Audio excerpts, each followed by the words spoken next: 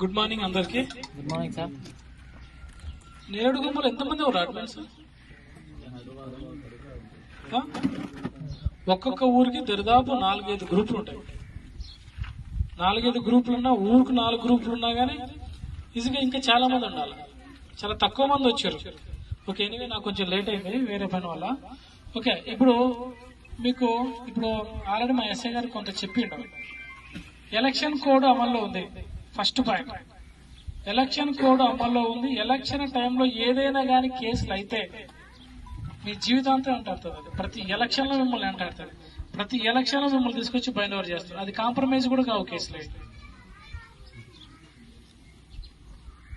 కాబట్టి మీ యొక్క గ్రూప్ లో మీరంతా అడ్మిట్సేనా? అందరు అడ్మిట్సే కదా? మీ గ్రూప్ లో నేను కొన్ని చూసినాము. వ్యక్తిగతంగా, పార్టీ పరంగా వ్యక్తిగతంగా దూషణలు చేస్తున్నారు. ఆ విధంగా చేస్తే ఎవరైతే అడ్మిన్ ఉంటారో అతని మీద యాక్షన్ తీసుకోవడం జరుగుతుంది. వాళ్ళు బైండ్ అవుట్ చేయడం కూడా జరుగుతుంది. ఫస్ట్ వార్న్ చేస్తున్నారు. మీకు అందరికి అవగాహన లేక మీరు ఏదో డిస్కషన్ చేసుకుంటున్నారు. ఆ పార్టీ అంటున్నారు, ఈ పార్టీ అంటున్నారు, వాడు ఇట్లా అంటున్నారు, వీడు ఇట్లా అంటున్నారు, ఇష్టం వచ్చినట్టుగా గ్రూపులలో మాట్లాడుతున్నారు. అర్థమైందా? ఈ ఎలక్షన్ కోడ్ అమల్లో ఉన్నది కాబట్టి ఇవన్నిటి బంద్ చేయాలి. ఇప్పటి నుండి మీ గ్రూప్ లో ఎవరైనా అన్నెసెసరీ కామెంట్ చేస్తే వాళ్ళని వార్న్ చేస్తారా, లేకపోతే మీ గ్రూప్ నుంచి రిమూవ్ చేస్తారా అనేది మీ ఇష్టం. మా నోటీస్ కి వచ్చి కంప్లైంట్ వస్తే ఖచ్చితంగా గ్రూప్ అడ్మిన్ మీద కేసు చేయడం జరుగుతుంది. తర్వాత మీరే ఇబ్బంది పడతారు. ఈ ఎలక్షన్ లో ఎక్కడో గొడవ జరుగుతుంది. ఎక్కడో గొడవ జరిగిన దాన్ని మన దగ్గర గొడవ జరిగినట్టుగా క్రియేట్ చేసి దాన్ని గ్రూప్లలో షేర్ చేస్తారు. దానివల్ల ఏమవుతుంది? Law and order problem create అవుతుంది. అన్నెసెసరీగా షేర్ చేస్తూ ఉంటారు అన్నెసెసరీ విషయాలు. ఓకే, హైదరాబాద్ లో జరుగుండొచ్చు, లేకపోతే ఇంకొకడెక్కడ జరుగుండొచ్చు. దాన్ని మీ గ్రూప్ లో షేర్ చేస్తారు. దాన్ని చూసి వేరే వాళ్ళు వేరే గ్రూప్ లో షేర్ చేస్తారు. అలాంటి సిచ్యువేషన్ లో ఈ ఎలక్షన్స్ లో అనేది వెరీ ఇంపార్టెంట్. వేరే దగ్గర ఈవీఎం బాక్స్ ఇట్లా తీసుకుపోయే దాన్ని ఫోటో కొట్టి పెడతారు. ఫోటో కొట్టి పెట్టి ఈ ఈవీఎం బాక్స్ ని ఏదో తీసుకుపోతున్నారు, అటు మళ్ళిస్తున్నారు, ఇటు తీసుకుపోతున్నారు అని చెప్పి గ్రూప్ లో తెలిసి తెలవక మెసేజ్ ఫ్లాష్ చేస్తే దాన్ని ఎట్టి పరిస్థితులు కూడా ఫార్వర్డ్ చేయొద్దు. ఫార్వర్డ్ చేస్తే ఎవరైతే ఫార్వర్డ్ చేస్తారో ఆ గ్రూప్ అడ్మిన్ ఎవరైతే ఉంటారో వాళ్ళ మీద యాక్షన్ తీసుకోవడం జరుగుతుంది. ఒకవేళ ఆ రోజు కాకపోవచ్చు, తర్వాత కంప్లైంట్ వస్తుంది. కంప్లైంట్ వచ్చినప్పుడు ఆ గ్రూప్ ఎవరున్నారు, అడ్మిన్ ఎవరున్నారు, షేర్ చేసిన వాడు ఎవడు, వీళ్ళందరినీ తీసి కేసు చేయాల్సి వస్తుంది. కాబట్టి మీ గ్రూప్ లో ఉన్నటువంటి మీ సభ్యులకి మీరు ఒక మెసేజ్ ఫ్లాష్ చేయండి.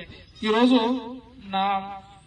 మన నేరేడుగొమ్మ పోలీసు వాళ్ళు ఒక మీటింగ్ పెట్టారు. ఆ మీటింగ్ లో ఈ విధంగా అన్నెసెసరీ కామెంట్స్ చేయొద్దు, అన్నెసెసరీగా మెసేజ్లు పెట్టొద్దు, అన్నెసెసరీ ఫార్వర్డ్ చేయొద్దు.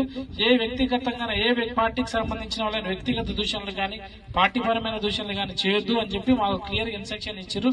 కాబట్టి ఆ విధంగా మీరు ఫాలో అయ్యే విధంగా అయితే మాత్రమే మీరు గ్రూప్ లో ఉండండి, లేకపోతే మీ గ్రూప్ నుంచి రిమూవ్ కండి అని చెప్పి క్లియర్ మెసేజ్లు పెడితే కొంతవరకు వాళ్ళకు కూడా అవగాహన వస్తుంది. కొంతమంది రాకపోవచ్చు.